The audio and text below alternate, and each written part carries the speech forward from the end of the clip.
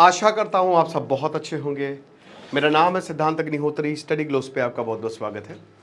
तो बात करेंगे Israel Pakistan nuclear Dyneema. Times of India का बहुत ही अच्छा आर्टिकल है, तो बात करते हैं। एनसीईआरटी का कोर्स आप अवेल कर सकते हैं, 2000 का कोर्स है। ज्योग्राफी, हिस्ट्री, पॉलिटी और इकोनॉमी। डिस्क्रिप्शन कमेंट बॉक्स में लिंक दिया है। तो डोनाल्ड ट्रंप, देखो, अमेरिका को पाकिस्तान भी चाहिए और इसराइल भी चाहिए, और इसराइल पाकिस्तान है दुश्मन। इसराइल पाकिस्तान का तो न्यूक्लियर प्रोग्राम डिस्ट्रॉय कर देता, और अमेरिका इसराइल को छोटा भाई मानता है। अब बड़ा भाई दुश्मन से दोस्ती करे तो ये छोटे भाई को मंजूर होगा, लेकिन हो तो ऐसे ही रहा है। इसी को कहते हैं पॉलिटिक्स, टैक्स, है ना, पंचायत में टैक्स। तो वही बता रहे हैं कि डोनाल्ड ट्रंप और मुनीर की जो मीटिंग हुई है उसमें डोनाल्ड ट्रंप बड़े बड़े वादे तो किए, पाकिस्तान ने भी बड़े बड़े वादे कर दिए। आसिम मुनीर जाके वहाँ पे बैठ के लंच खा रहे हैं, स्टेक्स खा रहे हैं, बकरा नोच रहे हैं, ये सारी चीज़ें की इन्होंने, शराब पी रहे हैं। और उधर आसिम मुनीर को धर के गरियाया जा रहा है घर में कि तुम यही सब करो, तुम्हारी यही औकात है। जहाँ खाना देखा वही होता है ना कि नॉर्मल। खैर यहाँ पे सिर्फ खाने की बात नहीं है, लेकिन जो गवर्नमेंट ऑफ पाकिस्तान है उन्होंने तो ऑफिशियली डोनाल्ड ट्रंप को नोबेल पीस प्राइज़ के लिए नॉमिनेट कर दिया, और अब तो Donald Trump Nobel peace prize के लिए नॉमिनेट भी हो गए हैं। मुझे लगता है उन्होंने सिर्फ और सिर्फ सारी चीज़ें नोबेल पीस प्राइज़ के लिए की। उन्होंने बहुत ही शातिर प्लान बनाया, सब कुछ पहले से ही बता दिया, और उनको पता था कि मुझे एक ना एक दिन नोबेल पीस प्राइज़ मिल गया। और अगर डोनाल्ड ट्रंप को नोबेल पीस प्राइज़ मिल जाता है ना, तो डोनाल्ड फिर उसके बाद नोबेल प्राइज़ से ना भरोसा उड़ जाएगा सबका, ठीक है ना। और ये पता चल जाएगा कि अमेरिका पूरी दुनिया को कंट्रोल करता है। तो डोनाल्ड ट्रंप जो है बस हर जगह यही गाते हुए फिर रहे कि मैंने युद्ध रोक दिया, मैंने युद्ध रोक दिया। गली का युद्ध रुकाने की औकात नहीं है इनकी। अब क्योंकि भाई तुम अमेरिका के प्रेसिडेंट हो तो तुम कुछ कर सकते हो, लेकिन बात ये नहीं है दोस्तों।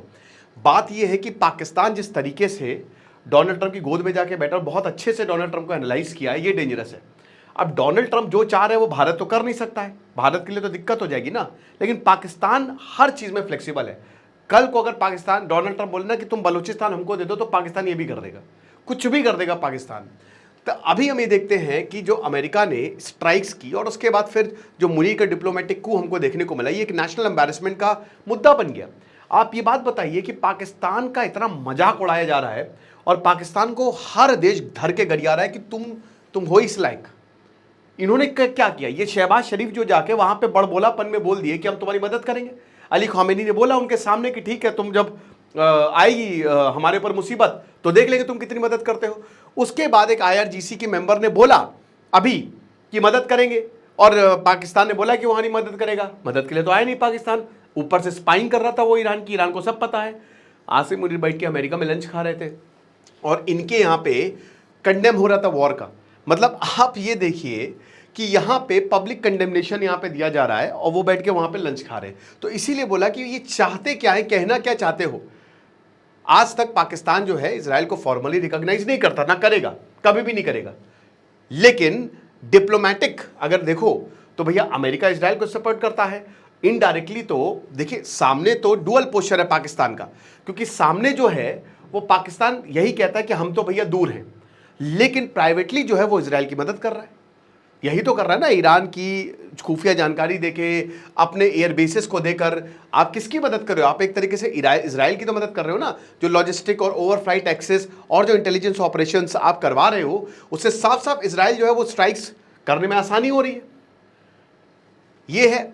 अब देखिए ये इनकी फॉरेन पॉलिसी का पार्ट है।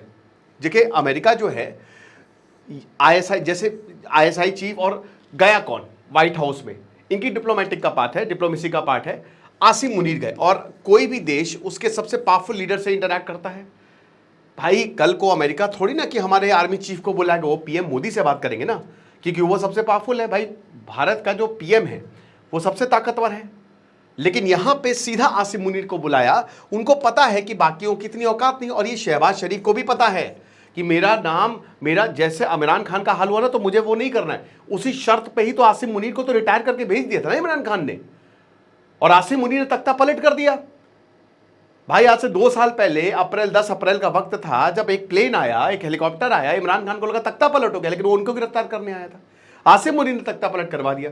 नवाज शरीफ जो कि लंदन में बैठे थे उनको वापस लेके आए और बोले कि देखो तुम यहां पे रूल करो, हम तुमको जेल नहीं भेजेंगे, बदले में तुम कुछ नहीं बोलोगे, जो हम बोलेंगे वही करना है।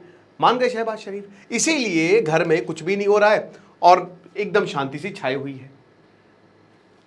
तो ये जो न्यूक्लियर शैडो है और जो रीजनल रिस्क है और जो पॉलिटिक्स खेली जा रही है, ये बहुत ही ज्यादा खतरनाक है।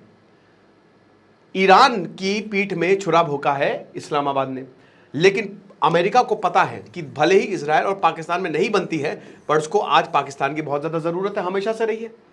पाकिस्तान ने कहा है कि हम अमेरिका और ब्रिटेन का डर्टी वर्क आज से नहीं, बहुत पहले से कर रहे हैं। भाई 1980 में, ये मैंने आपको बताया भी था, जो इजराइल का प्लान था वो पाकिस्तान को पता है, पूरी दुनिया को पता है, लेकिन ये पूरा नहीं हो पाया। और अब डोनाल्ड ट्रंप जो है, क्योंकि देख भाई दो चीजें हैं, सबसे पहले तो ईरान वाला इशू, सबसे पहली चीज कि आपको ईरान को न्यूट्रलाइज तो करना ही है, ईरान का न्यूक्लियर प्रोग्राम खत्म नहीं हुआ और आपको पाकिस्तान की जरूरत पड़ेगी, क्योंकि पाकिस्तान अच्छा खासा बॉर्डर शेयर करता है, बगल में है। और दूसरा, जो ये क्रिप्टो इकोनॉमिक एक्सेस दिया है पाकिस्तान ने डोनाल्ड ट्रंप को, ये दो चीजें ऐसी है ना जिसकी वजह से इस समय इजराइल और अमेरिका दोनों के लिए पाकिस्तान बहुत ज्यादा जरूरी हो गया है। पाकिस्तान की सिर्फ लोकेशन ऐसी है ना कि क्या बताएं।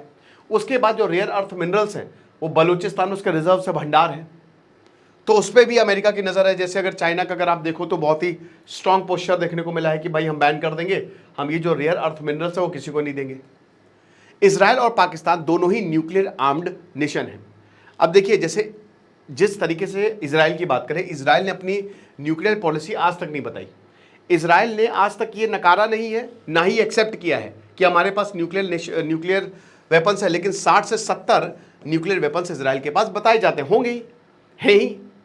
पाकिस्तान भी न्यूक्लियर आर्म्ड नेशन है। ओके, अब अमेरिका की जो पॉलिसी है, पाकिस्तान का जो न्यूक्लियर वो पूरा डिसेंट्रलाइज्ड है, मैंने आपको बताया था, ठीक है, जब ऑपरेशन सिंदूर के तहत। और ये काफी हद तक इनका जो नेशनल स्ट्रेटेजिक कमांड है वो अमेरिका के कंट्रोल में है। यानी कि अगर अमेरिका चाहेगा तभी तुम अपना न्यूक्लियर बॉम्ब यूज कर सकते हो।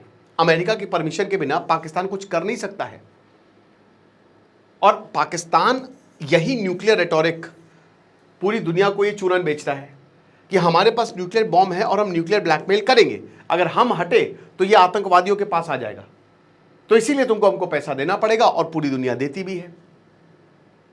लेकिन इनके जो मेक अमेरिका ग्रेट अगेन मागा के सपोर्टर्स हैं, वो इस तरीके की पॉलिसी को अपोज करते हैं। जो बाइडन 4 साल में एक भी पाकिस्तानी ऑफिसर से नहीं मिले, उन्होंने पाकिस्तान को एकदम इग्नोर कर दिया, हटा ही दिया उन्होंने अपनी पॉलिटिक्स से।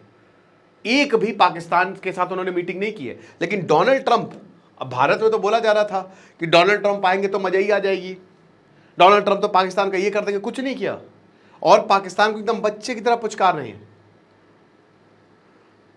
तो बात यही है कि यहां पाकिस्तान का जो साथ अमेरिका ने लिया है, ये एक अच्छी स्ट्रैटेजी हो सकती है, लेकिन ये बहुत ही डेंजरस स्ट्रैटेजी भी हो सकती है।